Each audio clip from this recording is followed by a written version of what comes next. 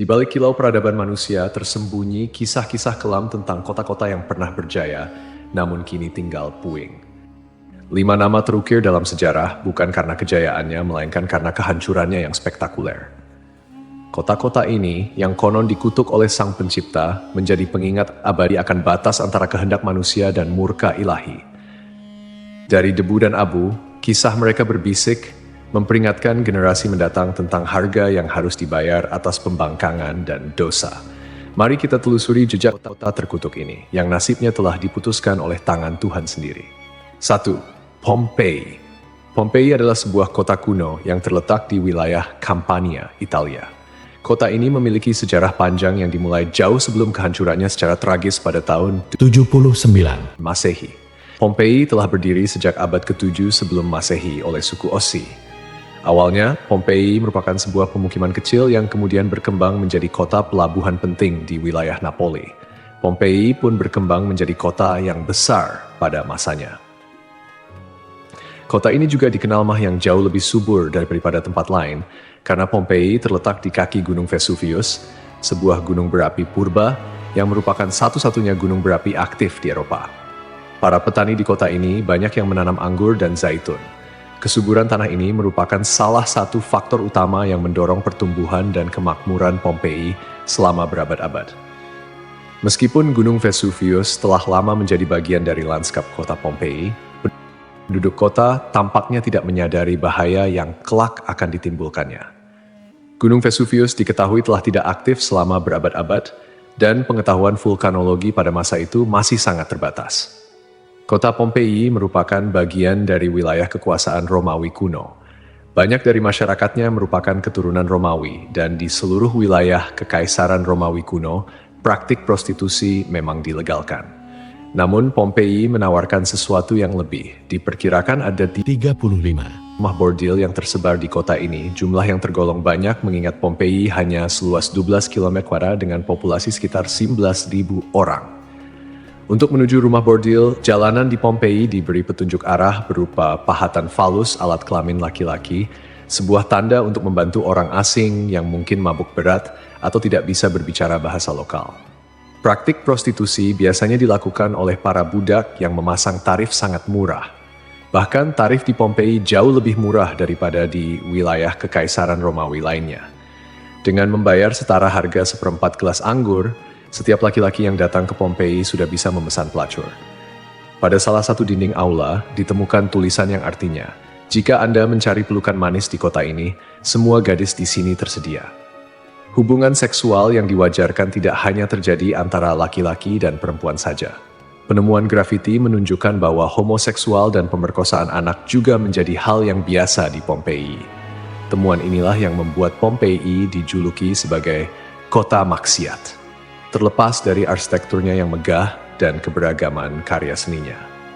Akhirnya, setelah kegiatan maksiat di kota ini semakin parah dan menjadi pemandangan yang lumrah, pada tanggal 24 Agustus 79 Masehi, sekitar tengah hari, terjadilah letusan mahadahsyat dari Gunung Vesuvius.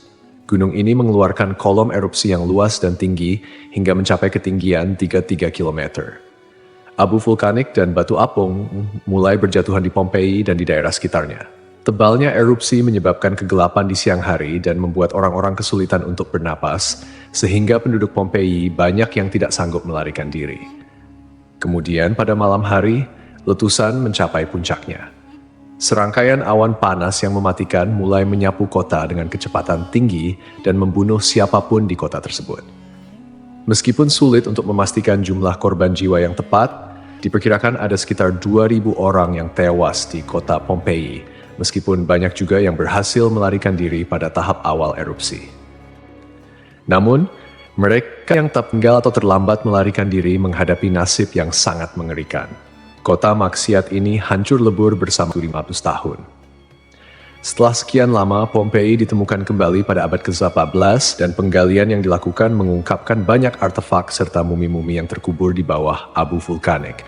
Pompei kini menjadi simbol peringatan akan bahaya dari keangkuhan dan dosa manusia.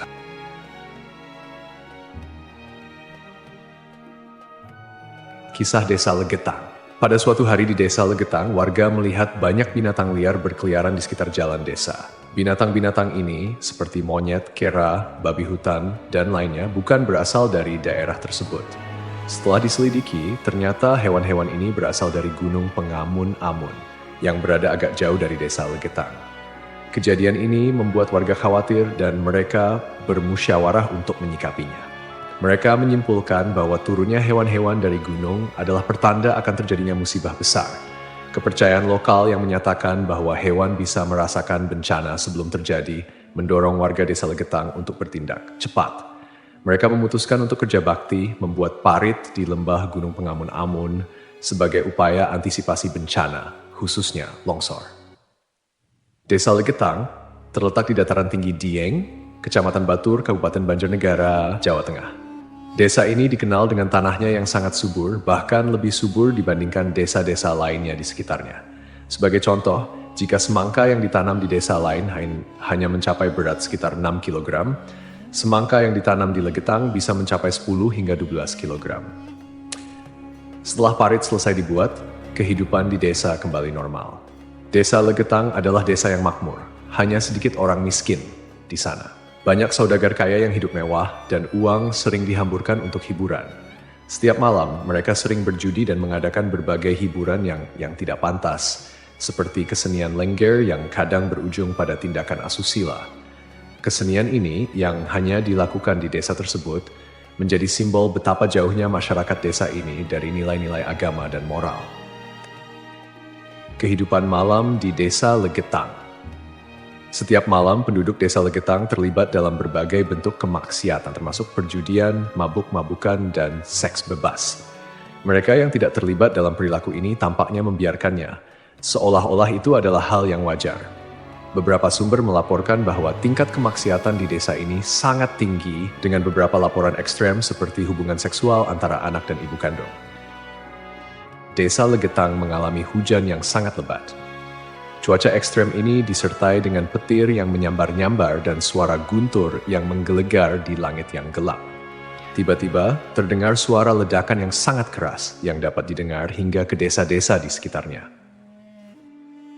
Bukan paginya, setelah badai reda, penduduk desa-desa tetangga terkejut mendapati bahwa desa Legetang telah tertimbun tanah dari puncak Gunung Pengamun-Amun.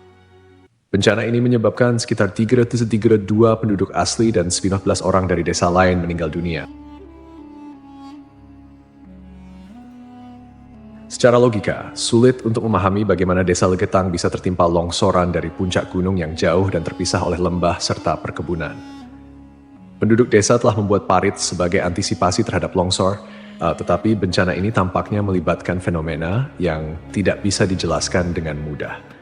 Ada yang berpendapat bahwa kejadian ini adalah azab dari Allah karena tidak dapat dipahami secara rasional.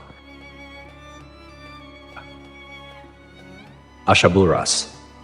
Ashabul Ras adalah sebuah kaum yang hidup pada zaman dahulu. Kisah mereka disebutkan dalam Al-Quran sebagai salah satu kaum yang mendapat azab dari Allah Subhanahu wa Ta'ala. Nama Ashabul Ras secara harfiah berarti penghuni sumur atau pemilik sumur. Mereka tinggal di sebuah wilayah yang kini diperkirakan berada di antara Yamamah dan Hadramaut di Jazirah Arab. Kehidupan Ashabul Ras sangat bergantung pada sebuah sumur besar yang menjadi sumber air utama. Tidak hanya menjadi pusat kehidupan, tetapi juga menjadi simbol kemakmuran dan identitas kaum tersebut. Mereka membangun peradaban yang cukup maju di sekitar sumur ini dengan pertanian dan peternakan sebagai mata pencaharian utama. Namun, meskipun telah diberi nikmat berupa sumber air yang melimpah, Ashabul Ras justru menyalahgunakan anugerah tersebut. Mereka mengembangkan sistem kepercayaan yang menyimpang dan menyembah pohon cemara besar yang tumbuh di dekat sumur mereka. Pohon ini dianggap suci dan dijadikan objek penyembahan, menggantikan Allah Subhanahu wa Ta'ala sebagai Tuhan yang seharusnya disembah. Kemusyrikan Ashabul Ras tidak berhenti pada penyembahan pohon saja. Mereka juga mengembangkan praktik-praktik yang bertentangan dengan ajaran Tauhid, seperti membuat patung-patung yang merepresentasikan dewa-dewa mereka, kemudian melakukan ritual dan persembahan kepada pohon cemara, serta menolak ajaran-ajaran monoteisme yang dibawa oleh para nabi dan rasul. Allah Subhanahu wa Ta'ala dalam rahmatnya yang tak terbatas tidak langsung menghukum Ashabul Ras. Sebaliknya, Allah Subhanahu wa Ta'ala mengutus seorang nabi kepada mereka untuk membimbing dan mengingatkan mereka akan jalan yang benar.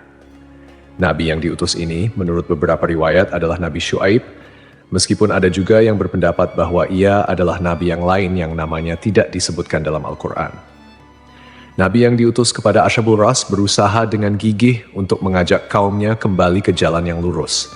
Ia menyampaikan risalah tauhid, mengajak mereka untuk hanya menyembah Allah Subhanahu wa Ta'ala dan meninggalkan penyembahan terhadap pohon dan berhala.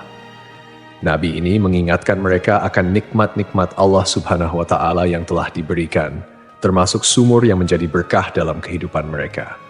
Namun, meski telah diingatkan, mereka tetap keras kepala dalam kekufuran dan kemusyrikan, bahkan mulai mengancam dan memusuhi Nabi yang diutus kepada mereka. Penolakan ini berlangsung dalam waktu yang cukup lama, menunjukkan kesabaran Allah Subhanahu wa Ta'ala dalam memberi kesempatan kepada hamba-hambanya untuk bertaubat.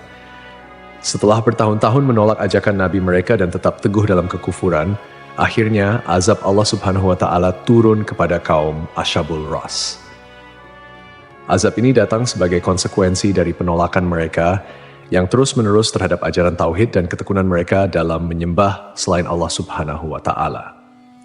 Menurut beberapa riwayat, azab yang menimpa Ashabul Ras terjadi dalam beberapa tahap. Pertama, terjadi kekeringan dan paceklik.